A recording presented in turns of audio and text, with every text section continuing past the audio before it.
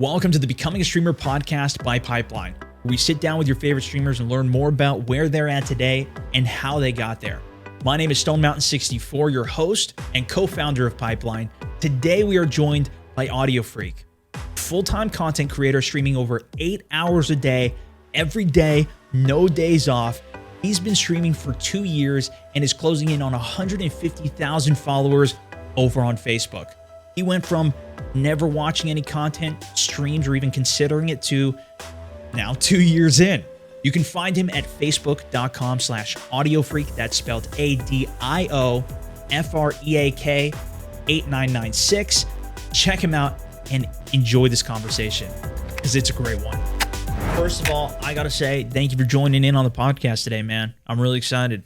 Yeah, thank you for having me, man. I'm excited to be here. We've played a couple times in the past, and you've been streaming for a couple years now, right? So it's gonna be. I'm really interested to learn more about you because I haven't really had the chance to, I guess, chat with you more at detail on some of this stuff. Before we get too deep into everything, though, I kind of want to give a picture in case people don't know who you are, where you're streaming, what games you're playing, what you're doing. Like right now, if they were to come over to your page, like, what are you up to on it? Yeah, so my name's Rudy. That's my first name. It's what everybody in chat usually calls me. On my streaming page on Facebook Gaming, I go by Adiofreak. Right now, I'm normally, if you come to my page, you'll probably find me playing Call of Duty Warzone during the day. And then at night, you never know what you're going to get. But I do a full day's worth of streaming. So I try to keep the days for the BRs and the nights for the variety. And I mean, how much do you usually stream in a day? Like, what's your hours like for you? Right now it's looking at a minimum of like 10 hours a day. I refuse to do less than 8. So no matter how my day is going, what I'm playing, I make sure that I always do 8 hours. And do you do that like 7 days a week? Like, do you ever take any breaks or anything, or is it just like walking on, or randomly take some days off? Like, do you have a schedule, or like, do you start up at a specific time, or is it just like, you know what? I mean, 8 hours is already a long ass day, so it's like you're going to probably be live if people see you. Yeah, so I do have a schedule. Schedule is super important to me. It's something that I realized in the beginning, even without having a set schedule, that helped me out. So 8 a.m. Eastern time every single day.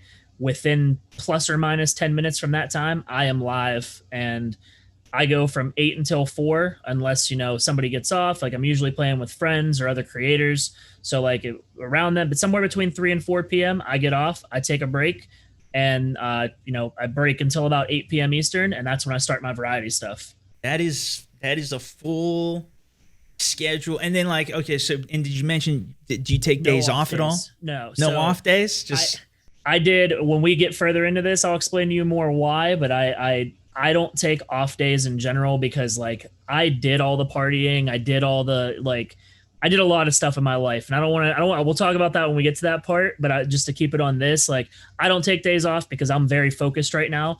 I don't feel that I have hit the goals that I want to hit yet, or have reached the success I want to reach to be comfortable in my life. I feel like I can always do more. I can still grow. I feel like if I'm not on, somebody else is on. So for me, I want to always do as much as I can. And it's kind of addicting, right? Like, you enjoy streaming, you get on, you get to talk with your chat, and it's like you're in a whole nother world. And I think that being a little bit addictive kind of makes me want to get on. Sure. I mean, it's fun to build on it, right? Yeah. And that's what kept me going when I started. I was just like, holy crap, dude, people are talking to me. And then I was like, yo, more people are talking. And then I went from doing 4-hour streams when I started. Like, the first couple weeks I did 4-hour streams, and then I was like, oh, I want to do more. So then I started doing 8-hour streams, and I was like, oh my God, dude, like, I'm growing quick. And then I started doing 12-hour streams when nobody was on, and like I did it overnight.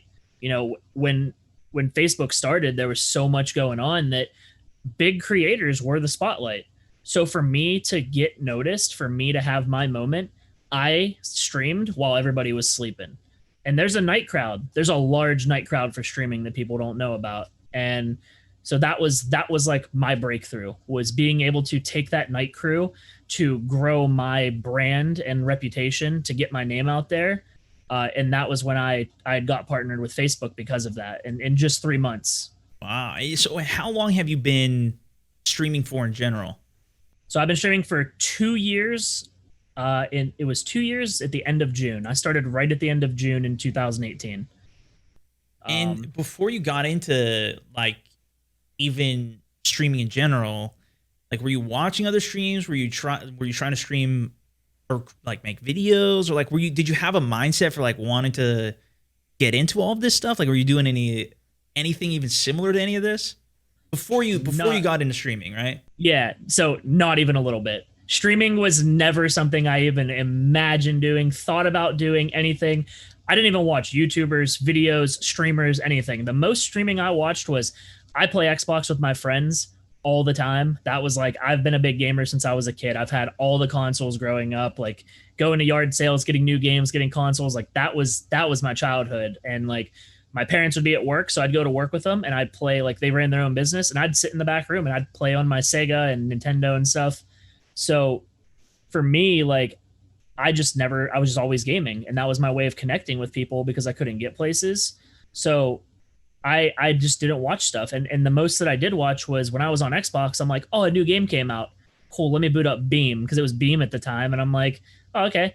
Beam and Twitch. Is this game good? And I just pull up a random streamer, never look at the name, and I was like, oh, this game looks pretty fun. I'll buy it. Or this game kind of sucks. I'm not going to waste the money, right? And that was it. I had never watched streaming other than that. And the like, or go ahead, go ahead. I mean, were you working at the time? Were you in school? Like, where were you at then as you found streaming or like decided to make the jump into it? I was honestly in a kind of bad place mentally. I'd gotten out of a pretty bad relationship. I was just kind of partying with friends and hanging out and just spending money I didn't have. I bought a truck that I couldn't afford. So I had payments that I was working for my mom under the table. She ran a clinic, and I was just helping her, and I was making enough to just make my payments and to start streaming. So I'll tell you what started it was I am always on Facebook, and I was still just gaming. Like I was doing nothing before this. Literally, I was sitting in my room 12 hours a day playing Xbox with my friends. And if I wasn't doing that, I was out with my friends drinking or partying or eating food or just hanging out, relaxing with them, doing something while they all had good jobs, graduated college. I dropped out of college. So for me, it just, I was scrolling Facebook one day, and two people who I now know, X Factor and Darkness 429, their streams came up on my feed. And this is 4 months into Facebook gaming being a platform. And I clicked on one of the streams. It happened to be X Factor. He's playing Fortnite. And the first thing of audio that played out of his stream was, if you've ever thought about getting into the video game industry in any way, shape, or form, and streaming is one of those things that you've thought of, this is the time. Facebook is brand new. There is so much room to grow. There's so much that could happen with this platform. Do it now if you even remotely want to try. I went and applied for a credit card, and I bought an open box computer for $1,000 the week later. Whoa. So it was just spur of the moment. I feel like I could totally hear X Factor saying that too. He's so, that's exactly what I feel like he would say. But that's awesome. So and that was the first. Wait, so that was the first stream that even came up, and like that was the first thing you hear, and then you're just like, wait, I have thought of that. So you did, but you said you didn't really watch any videos or anything. Yeah, I didn't have this thought in my head like, oh man, I should try streaming. My thought was like, I had a friend, one of my friends from high school. He was like, hey, we should get PCs and get into PC gaming. And I was like, yeah, I've always wanted to play. Like, I've never had a PC. I didn't grow up with a lot of like money and stuff like that. Everything I kind of had was used or got from the Goodwill or stuff like that. So I was like, all right, let's do it. Like, I'm going to get a PC. And like that on top of that X Factor, like that was what kind of pushed me. And then my friends know my personality. I have a very bubbly talking personality. I have a dumb sense of humor. I like to engage like when I'm out doing things. So they were all like, they encouraged me when I like, they were the ones that kind of brought it up to me. And I was like, I feel like it's weird, right? Like I'm about to go live on Facebook to all these people who out there went to college, got good jobs, and they're going to be talking crap on me, making fun of me. Like, what? Look at you streaming to one person. Like, you're an idiot. Why don't you like go and work and get a job? So it was like, it was scary, right? And it was at the same time, it was what I had a lot of people that encouraged me to do it. And they still watch my streams to this day and support me. And when you started, did you start with like you immediately went out, got a computer, like got what you needed to get started on it. Did you have like a content strategy at all, or was it just like, you know what, I can just throw it at the wall and see what happens? Like, what did you start with as you began your journey on it? So I knew nothing. I knew no streamers, no people, nothing about content creation. I didn't even know how to go live. I literally got my computer, got a monitor, like the cheapest stuff. Everything I bought was open box. My camera, my microphone, my monitor, my computer, the mouse and keyboard came with the computer. I didn't even have a DPI control on the mouse. The keyboard was like massive. And I have a I still use this monitor right now because I'm in the process of changing setups, but I use a 32-inch TV that's 720p as my chat monitor. And that was it. So I had two monitors, and I had a GoPro that I got like 3 years before. So I was using that as my webcam, and I had a green cloth I bought from a fabric store that it was $10, and I was using it as my green screen. I didn't even know how to chroma key it. So there's just this green cloth hanging behind me and like the wide fisheye lens of the GoPro. And I'm playing Realm Royale. Never played on mouse and keyboard. And I'm just talking to myself. I'm like, yeah, I don't know how this is going to go. Hey guys, if somebody's watching this, please just say hi. I'm scared. And did you share it to your friends when you're going live for the first time? Did you wait a couple times before you shared it out to people? Like, because you said you had a couple friends that were supportive of you on doing it. Like, did they come by for it? What was that like for you? Yeah, so you can still go to my very first stream on Facebook now because everything is recorded as a VOD there, which is great. So if you go back, the only comments in that chat are from my personal friends. At the time, you needed 100 followers to be in the Level Up program, which is affiliate on Facebook. And I invited every single Facebook friend I had to like my stream, and I shared it every single day and just like didn't care. I just decided I'm not going to care what people think, and I want to just do this. So I went all in. I put all my eggs in one basket and just full sent it into streaming. And then how did you progress through? So you said you started on Realm Royale. Like, how did you keep on progressing past that? Was that you talking to your friends more, getting more comfortable with it? I mean, obviously you full dedicated to getting the computer. I'm going to share it with my friends. I don't care what anybody, like, I'm going to do this. Like, I want to do this. How did that transition for you as you kept on going? So I played on Xbox at the time, and I had my gaming was with my friends. So I decided to bring them into it. Those people that were supporting me. So like I said, we'll skip that first part. But when I decided that I was going to start streaming at night and doing 12 hours a day at night, I had a friend who worked the second shift. He got off at 11. He would get on Fortnite. I transitioned from Realm to Fortnite, and he played Fortnite with me from noon to noon every single day. Took a couple hours of sleep and then went back to work, and he would do that with me every single day.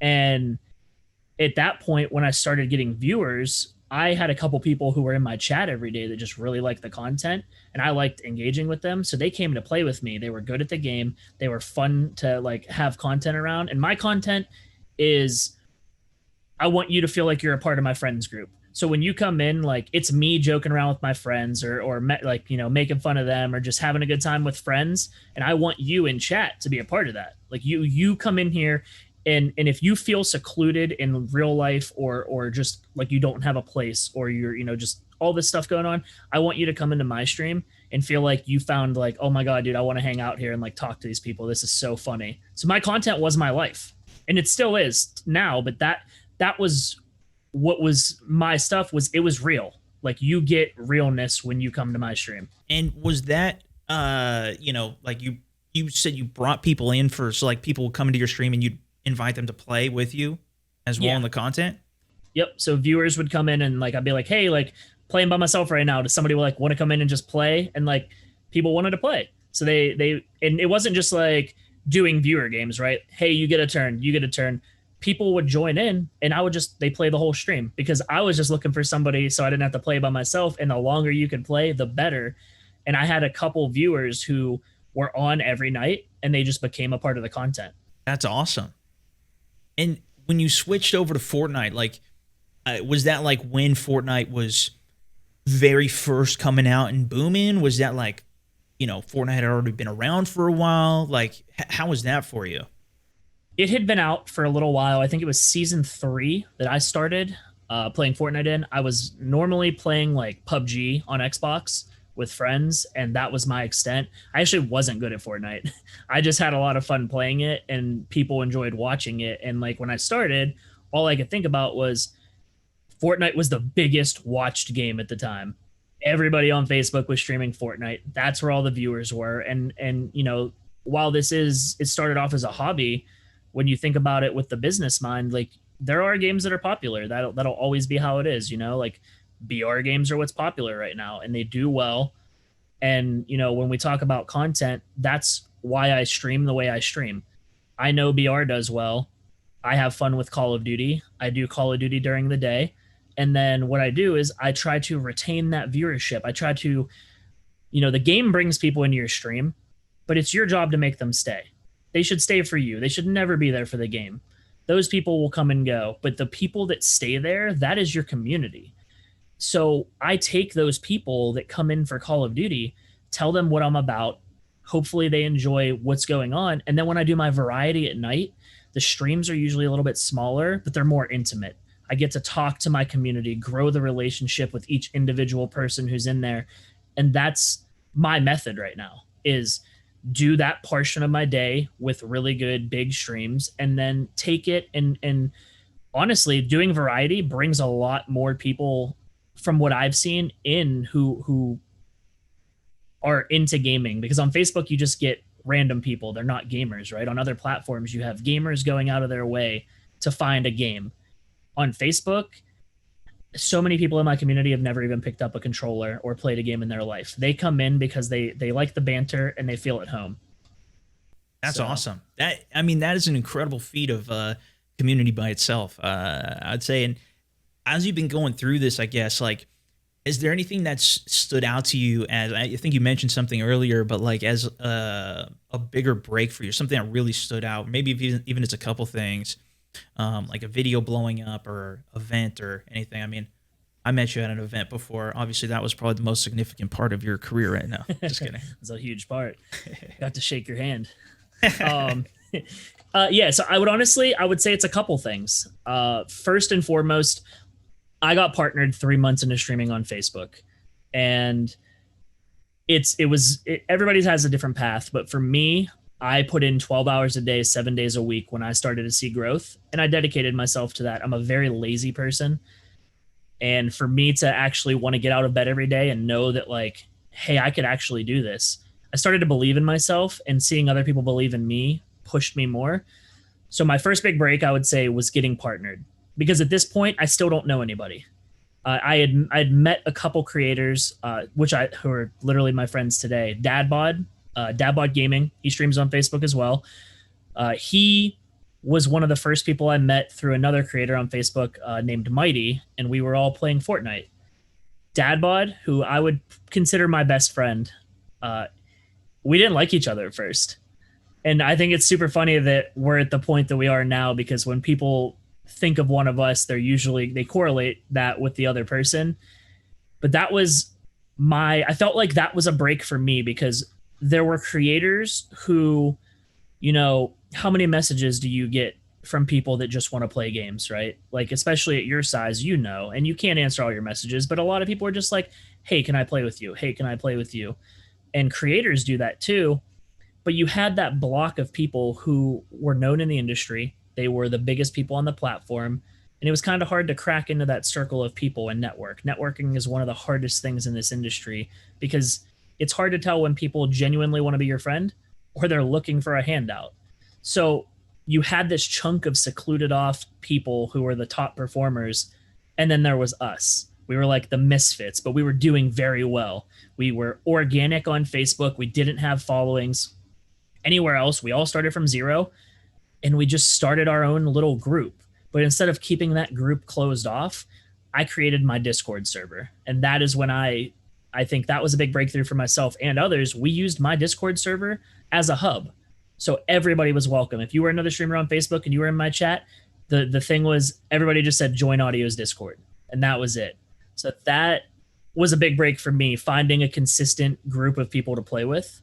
And was that like, were you playing with those people? Like that was where now, instead of just people coming into your chat and being like, hey, let's play, you were kind of finding other people that were also into streaming or into it and just trying to build that together? Yeah. So we kind of had the same mindset. We were all around the same follower count. We all didn't have experience or know anything about it. We were just, imagine being so inexperienced, and then you have Facebook who's like throwing your stream out there for you, which is what I love about the platform. And you just suddenly have this influx of 3 to 1,000 viewers, and you have no idea what you're doing, right? You're just playing games. So like, what do? You don't have anybody to talk to. You're panicking. So we kind of leaned on each other like, oh my God, dude, I had a good stream, or oh my God, this happened. I don't know what to do. Like, what do you guys think? And we used each other for comfort and to figure out what was next.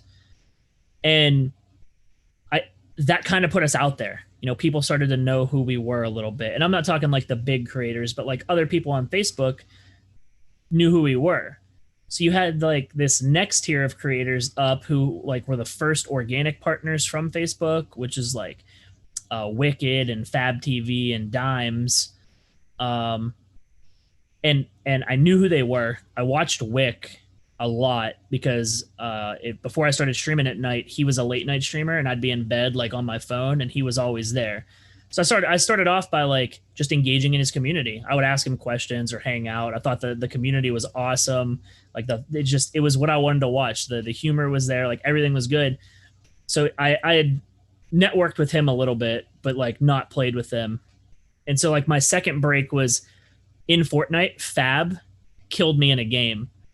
And I remember people going from chat to chat and saying like, oh, you killed Audio, or oh, Fab killed you, all this stuff. And we had just kind of communicated like via chat, like, hey, let's play together sometime.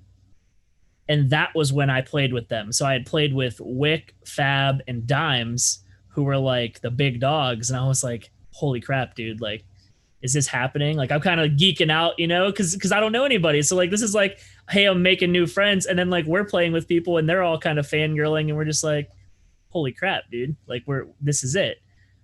And that segued into meeting other people. Everybody I have met who I play with now or know now I've organically met them through those people. And that's how I met you, right? I met you through Dimes and Darkness, and I met Darkness through Dimes. And it was just this list of people. And when people ask me about networking, that's what I tell them. You can't force relationships. What if you play with somebody and you just don't click? You have to live with that.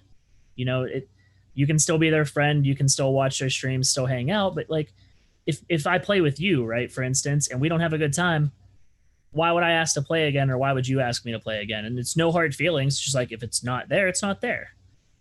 And I feel like that's something that people ask about networking. And it's like, how do you make a friend in real life? You don't like peer pressure somebody into being your friend, right? Yeah, no, 100%. And it is a very kind of fun balance. But too, like, if you didn't say yes to the opportunity of even playing with Fab in the first place, or be open to that, or what, like, there's got to be a certain extent of being open to opportunities as well, with whatever the case might be. And how did people know? Even like, did people just have enough recognition that they saw that? Did you have like FB in your tag or anything? Like, was that a part of it at all?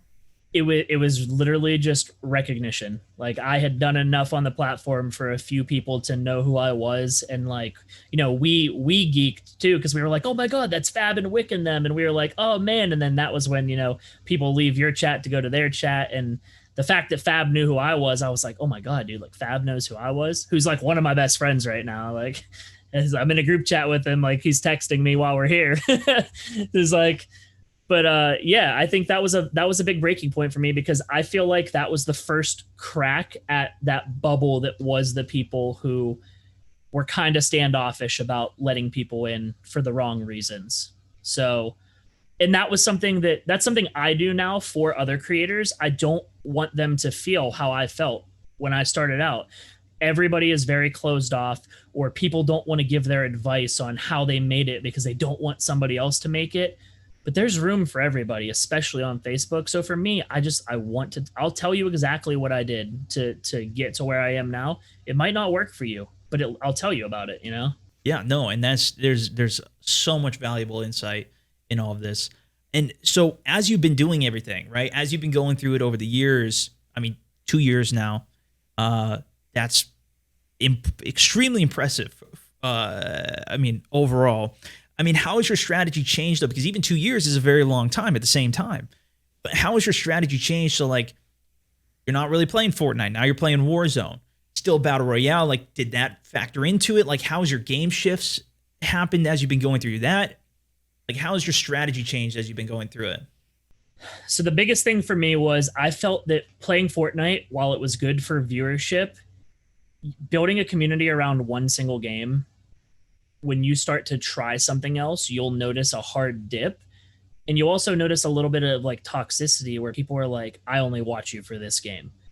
And towards the end of me quitting Fortnite, my friends had gotten a little bit more competitive where I'm not very competitive in the term of like, I don't want to do like super hardcore competitions and stuff like that. So they had branched out into that and I was kind of left by myself. And I don't like playing alone because gaming for me has been my way to connect with friends, connect with people. So you don't see me play alone a lot unless it's a story game. And the big part for that was I went to PAX East. I think it was PAX East.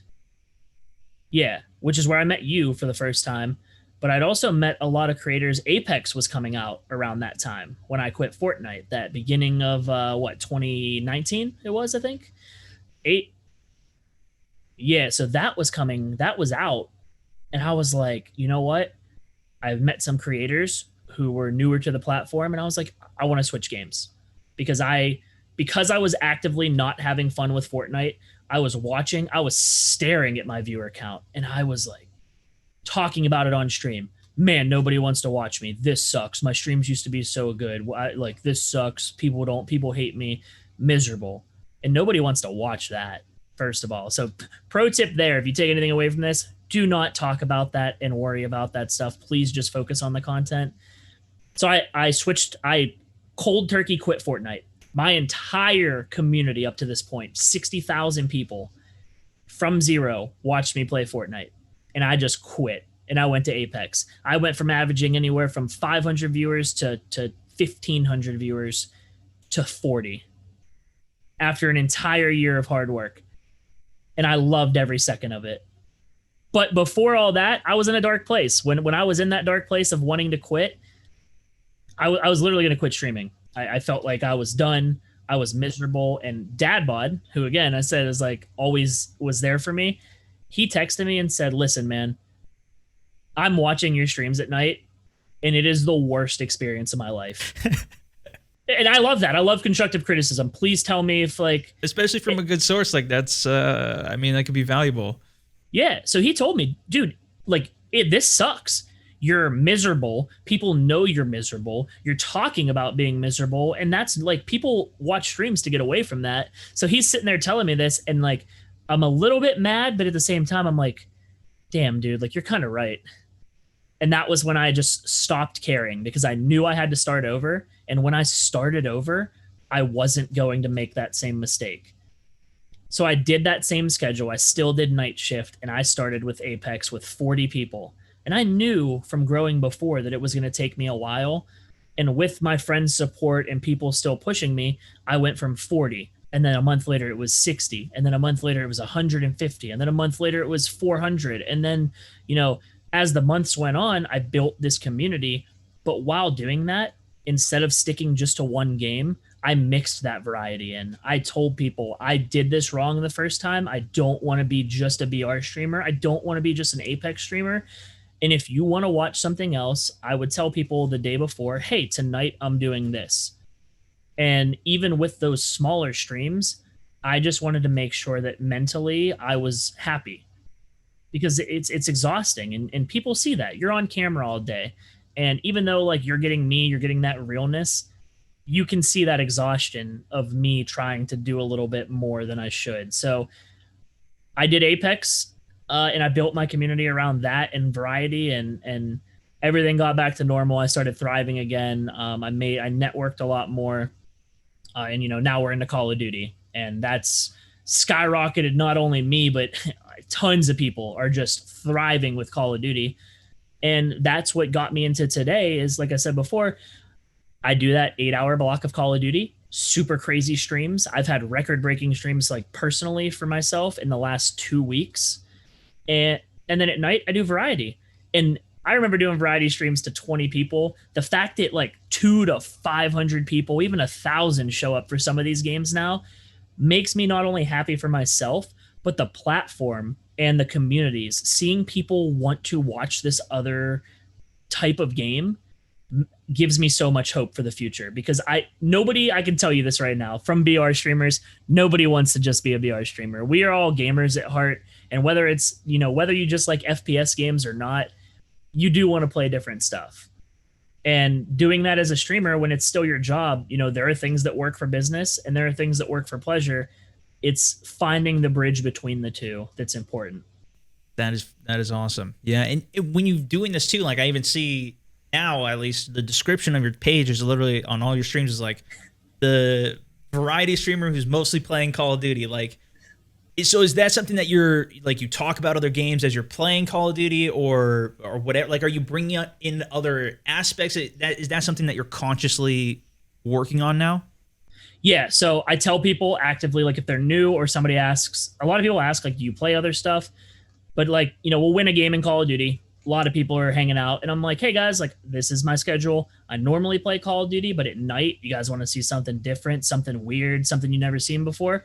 I do variety every night of the week, and that has no limitations. I've played survival games. I've played in the indie games where you just get to walk around and experience a story. I call it movie night, because what are you doing before bed, right? You're laying in bed, you're watching TV, you're on your phone. Everybody's doing the same stuff. So if I can make content that is like a movie, instead of watching TV, you're now watching me. But you also get to engage with it. And if you're not a gamer or you don't have that console or platform or access to that game, you're involved in this.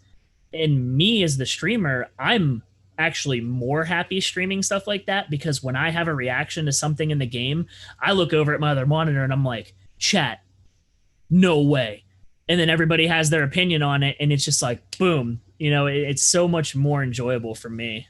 That is awesome. And I'm curious though, like, so I'm sure still people come by occasionally maybe and be like, oh, what about Fortnite or what? And this is just, maybe it's even just more question I'm interested in really, but like, what's your approach on like people saying like, oh, why don't you go play this game? Or especially if you are playing a variety game, go back and play this game. Like, do you have a specific approach to do that? Is like, hey, just go watch somebody else, or like, yeah. So I explain to people, like, I don't knock the game, first of all, because that's not like, that's an opinion. You can't, like, you knocking a game is an opinion. And I tell people whether like what I'm saying is an opinion or a fact before I say it. But like, I tell people, hey, I get it right now. Why don't you play Apex? I loved watching you play Apex. I only watched you play Apex. So at first I'm like, hey, the game's just not fun for me. And if you see me sitting here not having fun, you're not going to want to watch that, even though I'm playing the game you want me to play. But also, like, if I'm not having fun, I don't want to play that. And I don't want to like force myself to play it just for views or just for this and that. I want to enjoy myself when I'm doing it, so that it doesn't feel like work. I don't want it to feel like, oh man, thank God 8 hours is over. I want to be like, holy crap, dude, we already streamed this much. Like, that was a blast. So I tell people, one, I don't want to play it. Two, I say, listen, I'm not playing that game right now, but here is a list of other people who are playing that game. Like, and then I tell them, go to the Facebook hub. I tell them fb.gg, go to the hub. You can search by game. And I tell them, listen, when I grew on my stream is when bigger creators were playing different games. So maybe I was doing well on Apex and other people weren't able to kind of hit that spotlight. I tell the stream, hey, go watch these people. They're playing the game that you want to watch. They're great creators. Go do this. And whether I name people or just send them to the hub, I try not to bash them for wanting that, and then I invite them to watch other games. Hey, listen, I know you may like that, but have you tried giving this a shot? And there are people that do. People say, you know what? I didn't like this game. When I switched to Call of Duty, people said, I really didn't like this game, but you make it look really fun. And now I started playing it. And that is my goal as a streamer. I think that's a really good approach. And personally, I'm very similar in that aspect of like, and I think that resonates well with people too, because they're like, oh yeah, okay, well, versus you talking down a game or, getting mad at the person or whatever it is, because they like it. They like it. Who knows? Maybe they come back in the future. Like, right. I think there's a lot to say that. And I think that's something that's just about your character as well. I think I on top of that, I tell them like, just to clarify my position, I always tell people like, hey, listen, I know you really like this game and I know you play it, but imagine me as a streamer. I play this game 8 hours a day, 7 days a week. So think about the game time I have in versus the couple minutes you may be in the stream and the couple hours a week you may be able to play, right? Sure. And then they're kind of like, oh, okay, you know what? That makes sense. Like you're playing a lot. Yeah. And then sometimes too, people are still like, F that. Yeah. They don't get on board too. Mad. Yeah. They just leave. That's fine. Yeah. And I think that's, that's awesome. And we're getting a little bit long here, but I do want to give one kind of final opportunity. I know we could probably talk about this for 8 more hours pretty easily, but if you could give any advice to anybody out there, or maybe if there's even a skill that stands out that maybe you've had or even helped nurture as you've been going through this, what would you say to other people that are out there streaming and working on it? Most importantly, the advice that I give, number one, be consistent. That is, people will make you a part of their daily routine if you are consistent. Whether you do it and put out a physical schedule or you're just on time at the same exact time every day, consistency rules all. Have fun with what you're playing. People can read that on your face. If you're not enjoying something, you talk less or you make different little mannerisms. Like people know if you're not having fun. Don't force yourself to play a game just because it has viewers and you're trying to grow your stream. You're going to be growing your stream for the wrong reasons at that point, and you want to build a community. Next, I would say don't talk about numbers. Don't be about numbers. Don't look at your numbers, because when you're starting out, none of that matters. Like your focus should be engagement. And this is from my side, engagement with your community and having a good time, making content that you think people are going to come back and watch, which, for me was my stuff. And it might be different for you and you might be more competitive or you might suck at games, but making sure you're creating content for the right reasons is very visible as well. And then don't force relationships like we talked about before. I think you see a lot of people trying to network their way to the top, but there are tons of creators around you, no matter what their size. If you create fun content with somebody, continue to create that fun content. Don't worry about their viewer count or their size or your size or your viewer count. If you're having fun, people are going to keep coming back to that. And when you're playing with those people, you're going to see people jumping between communities and supporting both creators. And then you start to grow. So awesome. I think that's like some of the most important stuff, at least for me. I absolutely love that. I think that's some really good insight. And dude, I really appreciate you coming on and chatting today. I didn't know a lot of that, and I enjoyed that so much. I hope everybody listening did as well. If people want to check you out, where do they go? Where do they find you? If you guys want to find me, find my actual streams, facebook.com/Adiofreak8996, ADIOFREAK 8996. There's no U in audio. There you go. Rudy, thanks so much for joining us, guys. Check them out. And if you want to hear more podcast information like this, check it out at pipeline.gg as well. Dude, it's been awesome. Thanks for joining. Yeah, appreciate you having me on. Absolutely.